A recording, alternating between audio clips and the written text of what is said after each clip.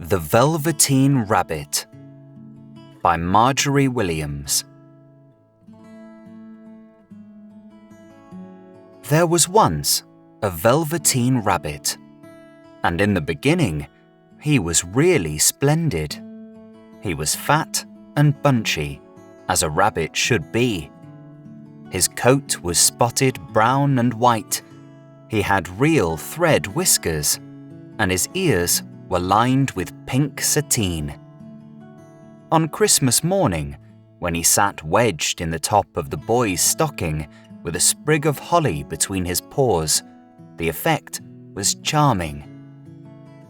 There were other things in the stocking: nuts and oranges, and a toy engine, and chocolate almonds, and a clockwork mouse. But the rabbit was quite the best of all. For at least 2 hours, the boy loved him.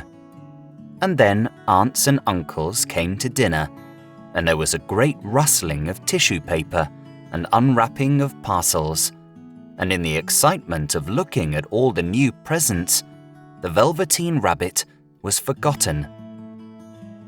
For a long time, he lived in the toy cupboard or on the nursery floor, and no one thought very much about him. He was naturally shy, and being only made of velveteen, some of the more expensive toys quite snubbed him. The mechanical toys were very superior and looked down upon everyone else. They were full of modern ideas and pretended they were real. The model boat, who had lived through 2 seasons and lost most of his paint, caught the tone from them and never missed an opportunity of referring to his rigging in technical terms. The rabbit could not claim to be a model of anything, for he didn't know that real rabbits existed. He thought they were all stuffed with sawdust, like himself, and he understood that sawdust was quite out of date and should never be mentioned in modern circles. Even Timothy, the jointed wooden lion, who was made by the disabled soldiers and should have had broader views, put on airs and pretended he was connected with government. Between them all, the poor little rabbit was made to feel himself very insignificant and commonplace, and the only person who was kind to him at all was the skin horse. The skin horse had lived longer in the nursery than any of the others. He was so old that his brown coat was bald in patches and showed the seams underneath, and most of the hairs in his tail had been pulled out to string bead necklaces. He was wise, for he had seen a long succession of mechanical toys arrive to boast and swagger, and by break their mainsprings and pass away. And he knew that they were only toys and would never turn into anything else. For nursery magic is very strange and wonderful, and only those playthings that are old and wise and experienced, like the skin horse, understand all about it. "What is real?" asked the rabbit one day when they were lying side by side near the nursery fender before Nana came to tidy the room. "Does it mean having things that buzz inside you and a stick-out handle?" "Real isn't how you were made," said the skin horse. "It's a thing that happens to you. When a child loves you for a long, long time, not just to play with, but really loves you, then you become real." "Does it hurt?" asked the rabbit. "Sometimes," said the skin horse, for he was always truthful. "When you are real, you don't mind being hurt." "Does it happen all at once, like being wound up?" he asked. "Or bit by bit?" "It doesn't happen all at once," said the skin horse. "You become. It takes a long time. That's why it doesn't happen often to people who break easily, or have sharp edges, or who have to be carefully kept. Generally, by the time you are real, most of your hair has been loved off, and your eyes drop out, and you get loose in the joints and very shabby. But these things don't matter at all, because once you are real, you can't be ugly, except to people who don't understand." "I suppose you are real," said the rabbit. And then he wished he had not said it, for he thought the skin horse might be sensitive. But the skin horse only smiled. "The boy's uncle made me real," he said. "That was a great many years ago. But once you are real, you can't become unreal again. It lasts for always." The rabbit sighed. He thought it would be a long time before this magic called real happened to him. He longed to become real, to know what it felt like. And yet the idea of growing shabby and losing his eyes and whiskers was rather sad. He wished that he could become it without these uncomfortable things happening to him. There was a person called Nana who ruled the nursery. Sometimes she took no notice of the playthings lying about, and sometimes, for no reason whatever, she went swooping around like a great wind and hustled them away in cupboards. She called this tidying up, and the playthings all hated it, especially the tin ones. The rabbit didn't mind it so much, for wherever he was thrown, he came down soft. One evening, when the boy was going to bed, he couldn't find the china dog that always slept with him.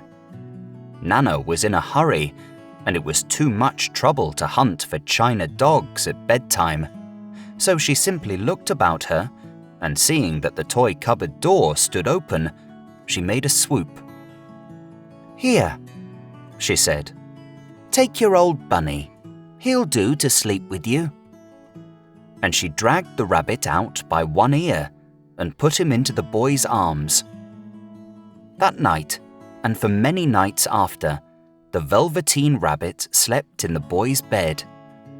At first, he found it rather uncomfortable, for the boy hugged him very tight, and sometimes he rolled over on him, and sometimes he pushed him so far under the pillow that the rabbit could scarcely breathe. And he missed, too, those long moonlight hours in the nursery when all the house was silent, and his talks with the skin horse. But very soon, he grew to like it, for the boy used to talk to him and made nice tunnels for him under the bedclothes that he said were like the burrows the real rabbits lived in. And they had splendid games together, in whispers, when Nana had gone away to her supper and left the nightlight burning on the mantelpiece. And when the boy dropped off to sleep, the rabbit would snuggle down close under his warm little chin and dream, with the boy's hands clasped close round him all night long. And so time went on, and the little rabbit was very happy. So happy that he never noticed how his beautiful velveteen fur was getting shabbier and shabbier, and his tail becoming unsewn, and all the pink rubbed off his nose where the boy had kissed him. Spring came, and they had long days in the garden, for wherever the boy went, the rabbit went too. He had rides in the wheelbarrow, and picnics on the grass, and lovely fairy huts built for him under the raspberry canes behind the flower border. And once, when the boy was called away suddenly to go out to tea, the rabbit was left out on the lawn until long after dusk, and Nana had to come and look for him with the candle, because the boy couldn't go to sleep unless he was there. He was wet through with the dew, and quite earthy from diving into the burrows the boy had made for him in the flower bed, and Nana grumbled as she rubbed him off with a corner of her apron. "You must have your old bunny," she said.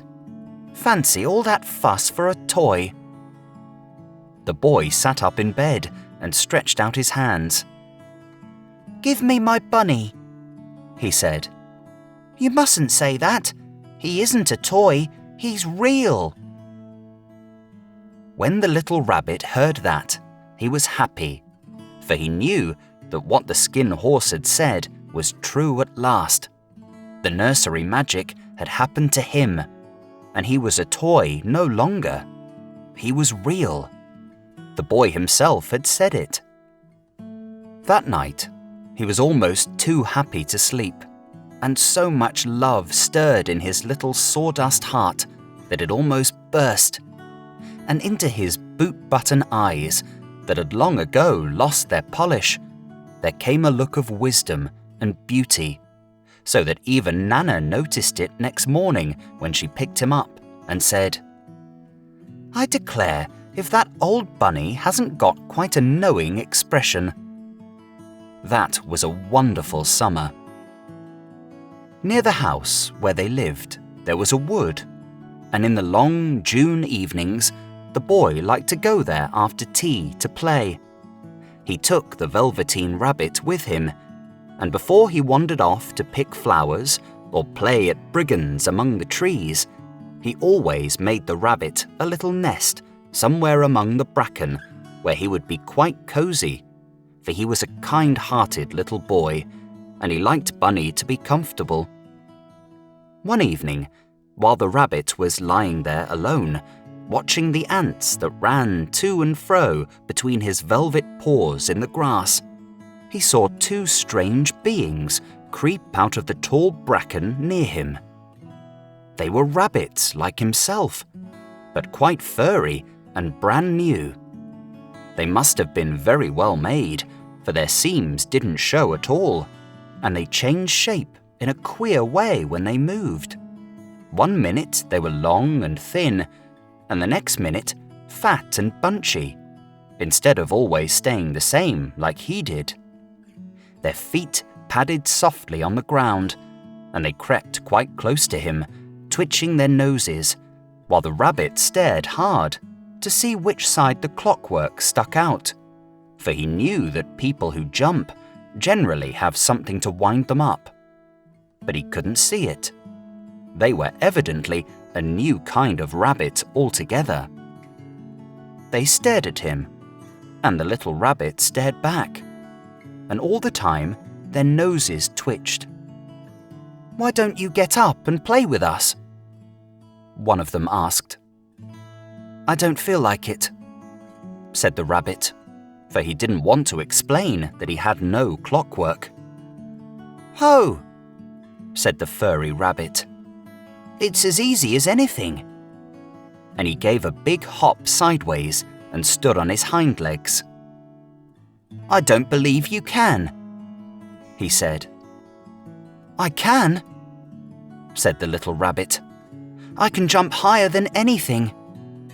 He meant when the boy threw him, but of course he didn't want to say so. "Can you hop on your hind legs?" asked the furry rabbit. That was a dreadful question, for the Velveteen Rabbit had no hind legs at all. The back of him was made all in one piece, like a pincushion. He sat still in the bracken and hoped that the other rabbits wouldn't notice. "I don't want to," he said again. But the wild rabbits have very sharp eyes, and this one stretched out his neck and looked. "He hasn't got any hind legs," he called out. "Fancy a rabbit without any hind legs." And he began to laugh. "I have," cried the little rabbit. "I have got hind legs. I'm sitting on them." "Then stretch them out and show me, like this," said the wild rabbit, and he began to whirl round and dance till the little rabbit got quite dizzy. "I don't like dancing," he said. "I'd rather sit still." But all the while he was longing to dance, for a funny new tickly feeling ran through him, and he felt he would give anything in the world to be able to jump about like these rabbits did. The strange rabbit stopped dancing and came quite close. He came so close this time that his long whiskers brushed the Velveteen Rabbit's ear, and then he wrinkled his nose suddenly and flattened his ears and jumped backwards. "He doesn't smell right," he exclaimed. "He isn't a rabbit at all. He isn't real."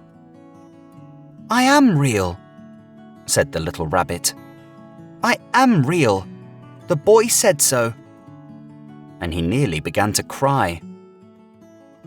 Just then, there was a sound of footsteps, and the boy ran past near them, and with a stamp of feet and a flash of white tails, the two strange rabbits disappeared. "Come back and play with me," called the little rabbit. "Oh, do come back. I know I am real." But there was no answer. Only the little ants ran to and fro, and the bracken swayed gently where the two strangers had passed. The Velveteen Rabbit was all alone. "Oh dear," he thought. "Why did they run away like that? Why couldn't they stop and talk to me?" For a long time, he lay very still, watching the bracken and hoping that they would come back. But they never returned, and presently the sun sank lower, and the little white moths fluttered out, and the boy came and carried him home. Weeks passed, and the little rabbit grew very old and shabby, but the boy loved him just as much. He loved him so hard that he loved all his whiskers off, and the pink lining to his ears turned grey, and his brown spots faded. He even began to lose his shape, and he scarcely looked like a rabbit any more, except to the boy. To him, he was always beautiful, and that was all that the little rabbit cared about. He didn't mind how he looked to other people, because the nursery magic had made him real. And when you are real, shabbiness doesn't matter. And then, one day, the boy was ill. His face grew very flushed, and he talked in his sleep, and his little body was so hot that it burned the rabbit when he held him close. Strange people came and went in the nursery, and a light burned all night, and through it all, the little Velveteen Rabbit lay there, hidden from sight under the bedclothes, and he never stirred, for he was afraid that if they found him, someone might take him away, and he knew that the boy needed him. It was a long, weary time, for the boy was too ill to play, and the little rabbit found it rather dull, with nothing to do all day long. But he snuggled down patiently and looked forward to the time when the boy should be well again, and they would go out in the garden amongst the flowers and the butterflies and play splendid games in the raspberry thicket like they used to. All sorts of delightful things he planned, and while the boy lay half asleep, he crept up close to the pillow and whispered them in his ear. And presently, the fever turned, and the boy got better. He was able to sit up in bed and look at picture books, while the little rabbit cuddled close at his side. And one day, they let him get up and dress. It was a bright, sunny morning, and the windows stood wide open. They had carried the boy out onto the balcony, wrapped in a shawl, and the little rabbit lay tangled up among the bedclothes, thinking. The boy was going to the seaside tomorrow. Everything was arranged, and now it only remained to carry out the doctor's orders. They talked about it all, while the little rabbit lay under the bedclothes, with just his head peeping out, and listened. The room was to be disinfected, and all the books and toys that the boy had played with in bed must be burnt. "Hurrah!" thought the little rabbit. "Tomorrow we shall go to the seaside." For the boy had often talked of the seaside, and he wanted very much to see the big waves coming in and the tiny crabs and the sandcastles. Just then, Nana caught sight of him. "How about his old bunny?" she asked. "That?" said the doctor. "Why, it's a mass of scarlet fever germs. Burn it at once." "What? Nonsense! Get him a new one. He mustn't have that anymore."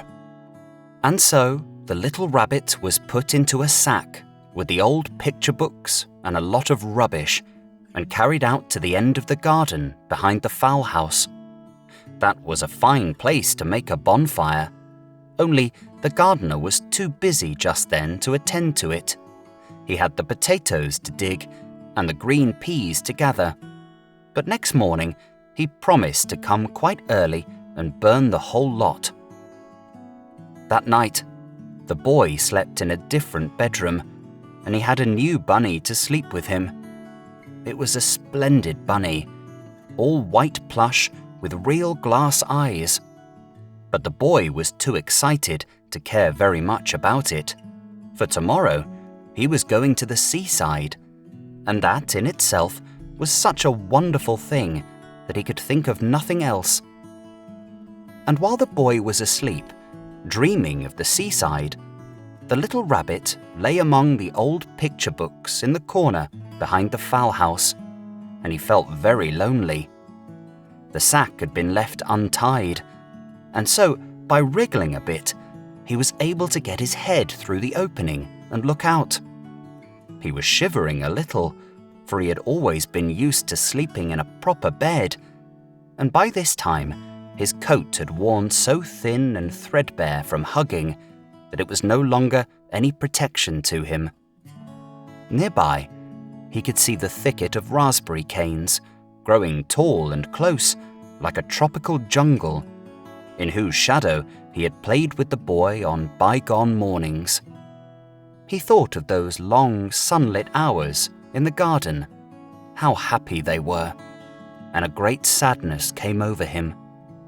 He seemed to see them all pass before him, each more beautiful than the other.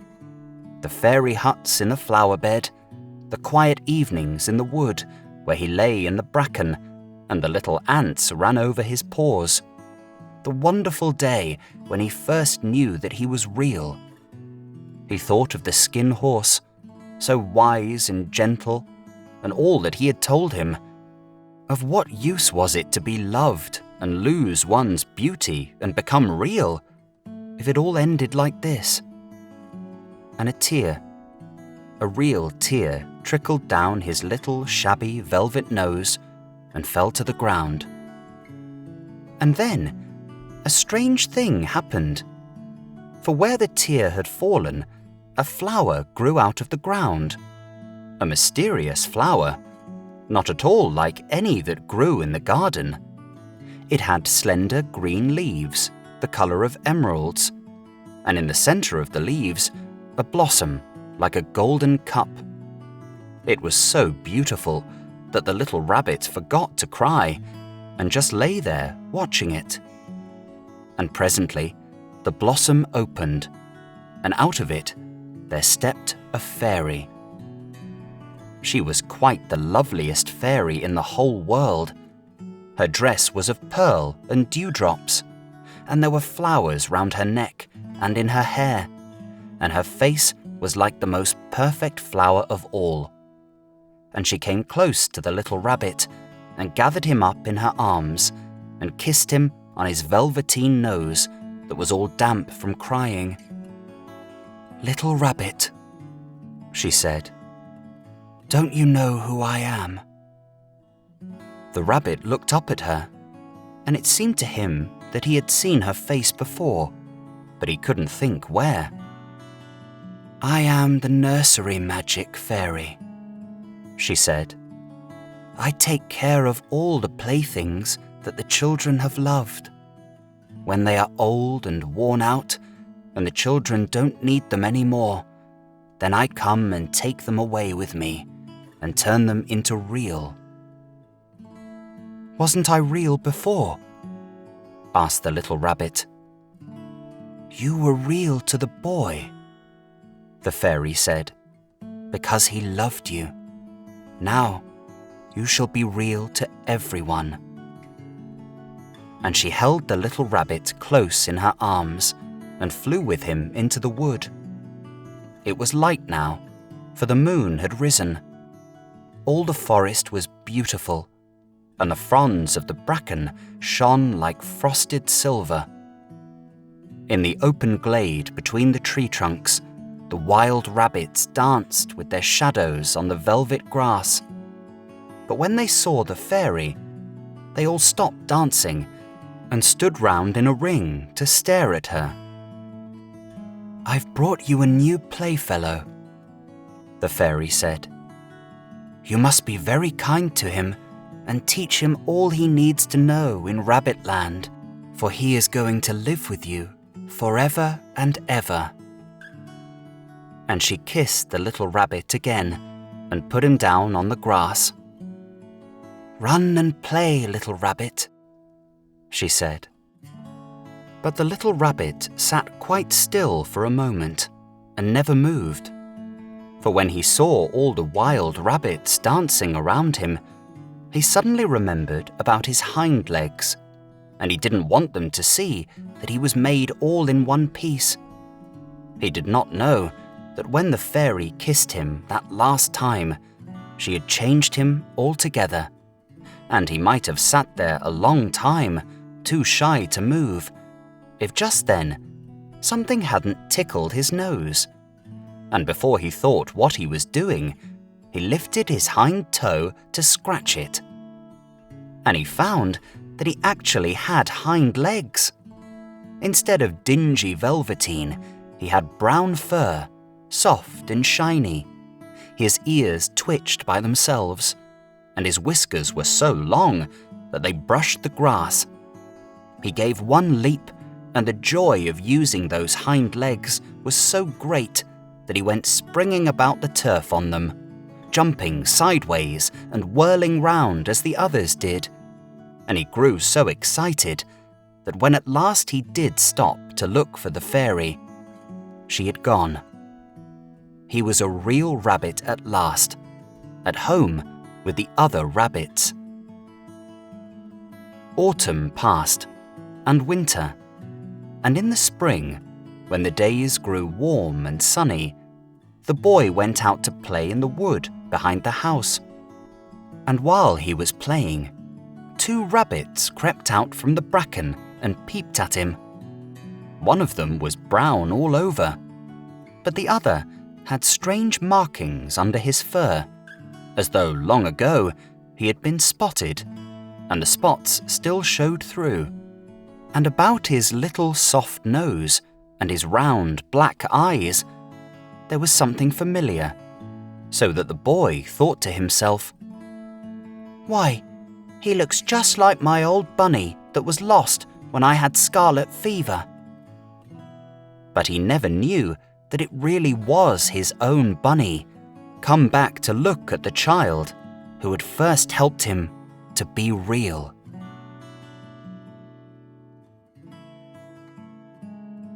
Thank you for listening to The Velveteen Rabbit by Margery Williams.